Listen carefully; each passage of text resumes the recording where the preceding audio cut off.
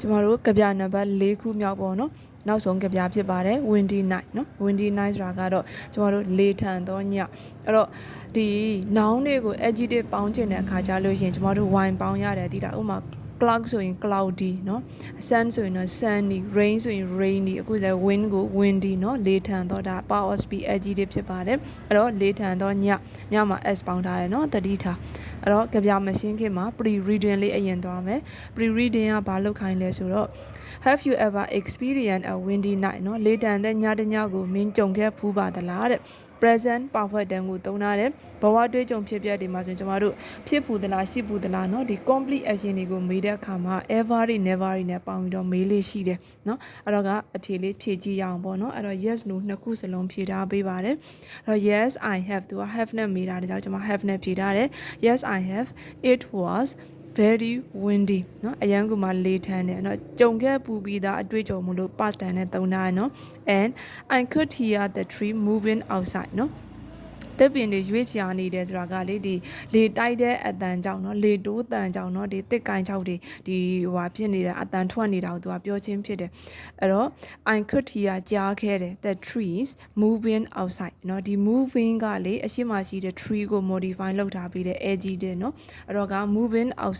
outside ကတော့နေရာကိုဖော်ပြပြီးတဲ့ ever အဲ့တော့က ever ရဲ့ adjective ရဲ့ tree ဆိုတာက noun ကို modify လုပ်ထားတာအပြင်ဘက်မှာရွေ့လျားနေသောတစ်ပင်တွေရဲ့အတန်ကိုငါကြားခဲ့တယ်ဒါက yes အတွက်เนาะနံပါတ်2ဖြေလာမယ်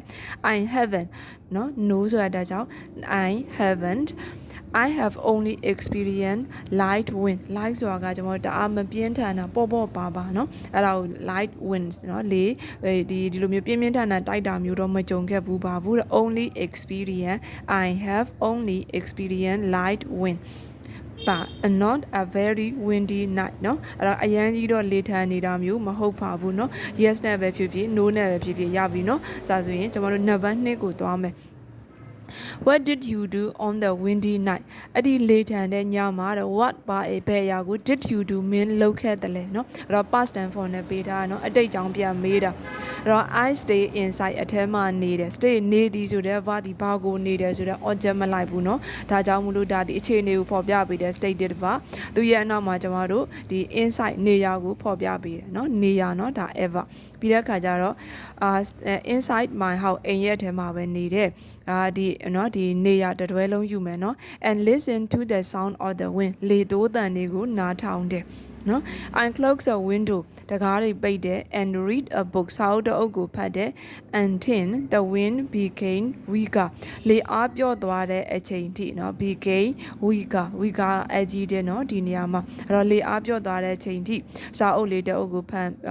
ဖတ်နေတယ်ဒီပဒင်းတကားတွေပိတ်ပြီးတော့နေတယ်ရပြီเนาะဒါ windy night မှာဘာလုပ်တယ်လဲဆိုတာကို simple sentence လေးရေးထားပေးတယ်နံပါတ်3ကြည့်ရအောင် what did you see and hear during this time အဲ့လိုလေထန်နေတဲ့အချိန်မှာဘာတွေမြင်ပြီးဘာတွေကြားခဲ့တယ်လဲ how did you feel them เนาะ and then ကလေ at that moment เนาะအဲ့ဒီခိုင်တက်မှာအဲ့ဒီချိန်မှာ at that time အဲ့ဒီချိန်မှာ how ဘယ်လိုမျိုး did you feel မင်းခံစားရတယ်လဲမေခွန်းနှစ်ခုเนาะအဲ့တော့ကြည့်ရအောင် I saw the trees moving เนาะရွေ့လျားနေတဲ့တစ်ပင်တွေရဲ့ရွေ့လျားနေတဲ့အတန်ကိုရွေ့လျားနေတာကိုမြင်ခဲ့တယ် and heard ကြားခဲ့တယ် the wind blowing loudly ကျယ်လောင်စွာတိုက်ခတ်နေသောလေဒီ blowing က adjective loudly က adverb ဒီ moving ing ကအခြေမှာရှိတဲ့ tree ကို modify လုပ်ထားပြီးတဲ့ adjective เนาะအဲ့တော့the wind blowing loudly ကြဲလောင်เนาะဒီတိုက်ခတ်နေတဲ့လေရဲ့အတန်ကိုကြားတယ်ရွေ့လျားနေသောတစ်ပင်တွေကိုမြင်ခဲ့တယ် I felt a little scared နည်းနည်းလေးကြောက်တယ် but excited စိတ်လှုပ်ရှားတယ်လို့မျိုးတော့ခံစားရပါတယ်တို့ဒီပြကနောက်တစ်ခု how မေကွန်တက်เนาะ I saw dark cloud เนาะဒီ how မေကွန်ကဒီဟာအတွက်เนาะ I saw dark cloud and အဲ့တော့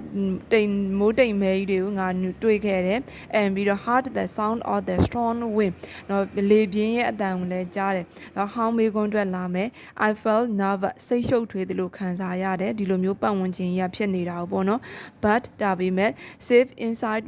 my house ငါရဲ့အိမ်ထဲမှာတော့ဒီစိတ်ချလုံခြုံပါတယ် safe inside my house เนาะ number 4ကြည့်ရအောင်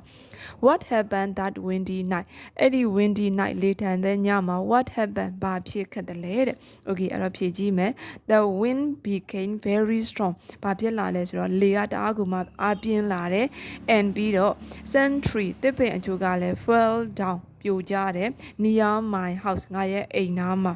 It was a stormy night မုန်တိုင်းထန်တဲ့ညတညဖြစ်တယ် and the heavy wind တအားပြင်းထန်တဲ့လေက cause ဖြစ်စေတဲ့ sun damage တကြောင်ဖြစ်ရင်ရပြီเนาะအဲ့တော့က stormy night ဖြစ်ပါတယ်အဲ့တော့ heavy wind ကလည်းဒီ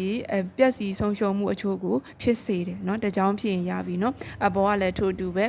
အပေါ်ကဒီတတွဲဖြစ်ရင်ရပြီအပေါ်ကဒီတတွဲပေါ့เนาะဒီဟောင်းတော့မိကုံကအောက်မှာပေါ့เนาะ okay အပေါ်မှာလည်းဒီတိုင်းပဲနှစ်ခုစီဖြေထားပြီးတယ် yes no က yes တစ်ခု no တစ်ခုဒါဆိုရင်ကျမတို့ pre reading ပြီးပါပြီ